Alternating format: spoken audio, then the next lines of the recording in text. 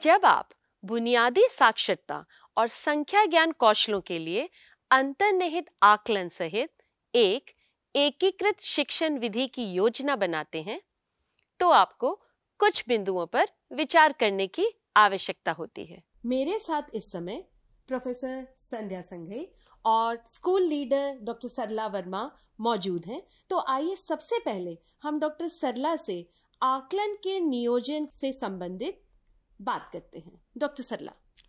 Madam, कई बार बहुत सी चीजें छूट जाती है जी। और हमें पता ही नहीं चलता है कि अवलोकन और आकलन का नियोजन किस तरह से किया जाए।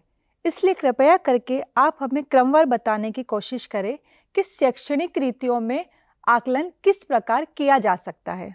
सबसे पहले सरला, बुनियादी साक्षरता और संख्या ज्ञान में कौशलों और अवधारणाओं को चिन्हित करें, ये सबसे पहली बात।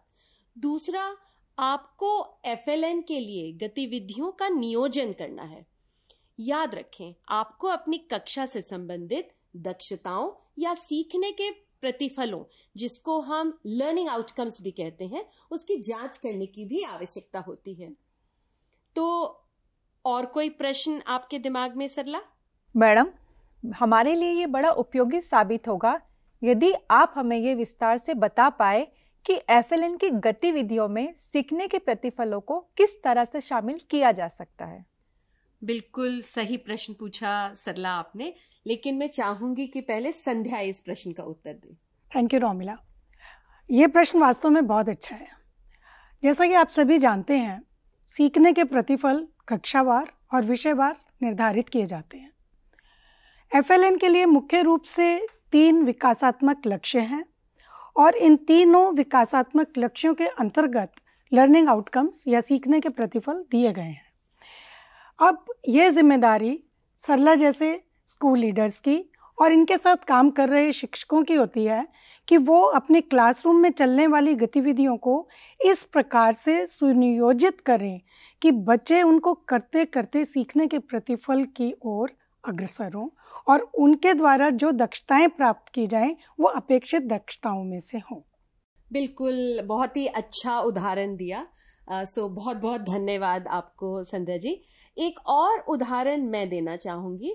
मान लीजिए एक शिक्षक के रूप में आपको कुछ प्रश्न बनाने हो और सोचने हो, जैसे कि आप बच्चों के कार्य व प्रदर्शन के दौरान अवलोकन के समय उनसे पूछना चाहें।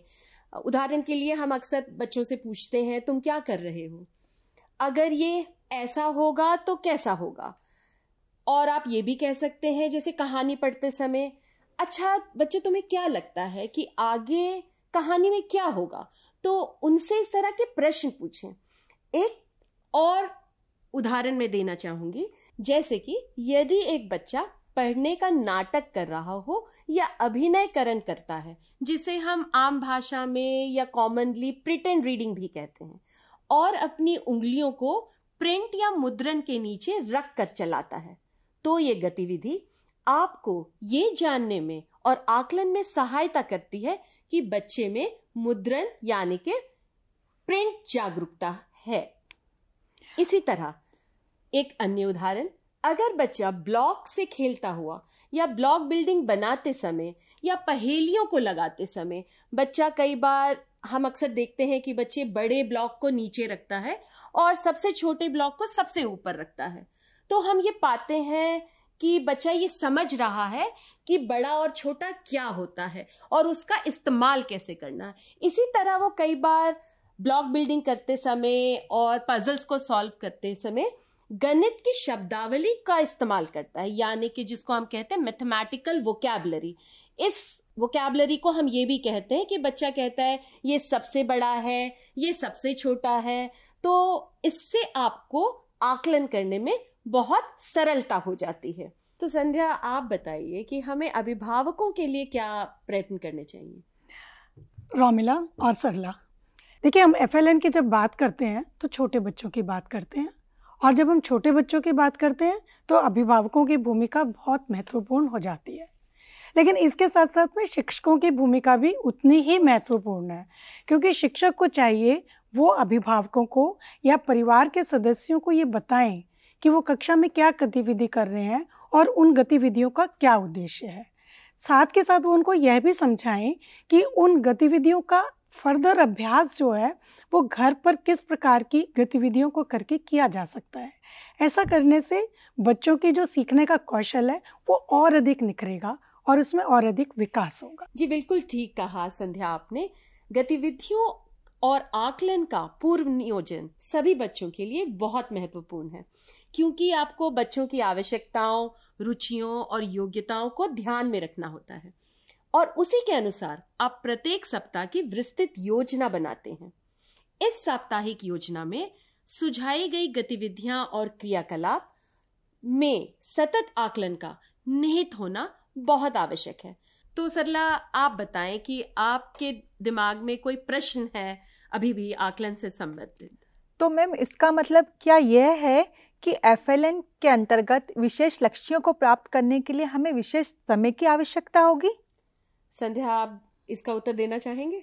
हाँ, देखिए, समय तो हमें देना ही होगा, तभी FLN कौशलों का विकास हो सकेगा। लेकिन पेरेंट्स को हम केवल ये ना बताएं कि जो क्लास में अध्यापक करा रहा है उसी चीज़ को दोबारा घर पर कराया जाए, बल्कि हमें उन्हें वो सब सुझाव देने चाहिए जो कि बच्चे खेलते खेलते सीख लें। लेकिन जब वो खेलते खेलते सीखने की ओर बढ़ रहे हैं तो हमारे दिमाग में कहीं ना कहीं सीखने का प्रतिफल दिमाग में होना चाहिए। तो अभिभावकों और शिक्षकों के बीच ये एक संवाद होना चाहिए कि कक्षा के अतिरिक्त जब बच्चे घर चले जाते हैं तब ऐसी कौन सी गतिविधि हो सकती है जिसको करते करते बच्चे सीखने के प्रतिफलों को भी सीखते हैं। तो इस प्रकार से हम उनको एक अतिरिक्त समय भी दे रहे हैं और उन पर हम बोझ भी नहीं बढ़ा रहे हैं। बहुत ही बढ़िया तरीके से समझाया आपने संध्या। यहाँ पर मैं लेकिन ये भी कहना चाहूंगी कि जब आप आकलन कर रहे होते हैं, अवलोकन कर रहे होते हैं, तो बच्चों को इस आकलन प्रक्रिया में अवश्य शामिल करें। उदाहरण के लिए हम उनसे प्रश्न पूछ सकते हैं, जैसे कि अभी मैंने थोड़ी देर पहले बताया भी था कि आप ऐसा क्यों सोचते हो, यदि आप इसे इस तरीके से करोगे तो क्या होगा, और आप ऐसा क्यों सोचते हो। इस तरह के प्रश्न बच्चों से पूछें। हम इसे किसी दूसरी तरीके से कैसे कर सकते हैं, तो इस तरह के प्रश्न बनाएं जिनको हम ओपन एंडेड क्वेश्चंस भी बोल सकते हैं। और इस तरह भी बोल सकते हैं, क्या तुम बता सकते हो कि ये क्यों हुआ, क्या तुम बता सकते हो कि तुमने ऐसा क्यों सोचा। इससे आपको बच्चों को बेहतर जानने में मदद मिलेगी। और साथ ही संध्या, आपको नहीं लगता कि इससे हमें पेरेंट्स और अभिभावकों को रिपोर्ट करने में बहुत सहायता मिलती है? तो और जब भी हम इस तरह के अवलोकन करें तो आपको अपने अवलोकन कार्य को लिखकर रिकॉर्ड करना चाहिए। मैं अब संध्या से पूछना चाहूंगी कि और कोई आप टिप देना चाहेंगी? एक चीज़ जो मैं हमेशा बहुत सजेस्ट करना चाहती हूँ वो ये है कि बच्चे जो भी प्रयास करते हैं हम सबको मिलकर उसकी प्रशंसा अवश्य करनी चाहिए। बिल्कुल, यही बात कक्षा में हो और यही बात घर पर हो। बच्चे का जो भी प्रयास है, थोड़ा प्रयास है, ज़्यादा प्रयास है, पहले हम उसकी प्रशंसा करें। धीरे धीरे हम उसको ये भी बताएं कि यदि वो थोड़ा सा और इम्प्रूव करता, यदि वो थोड़ा सा प्रयास और करता या उसके प्रयास की दिशा में थोड़ा सा परिवर्तन होता तो उसका जो परफॉर्मेंस था वो और भी अच्छा होता।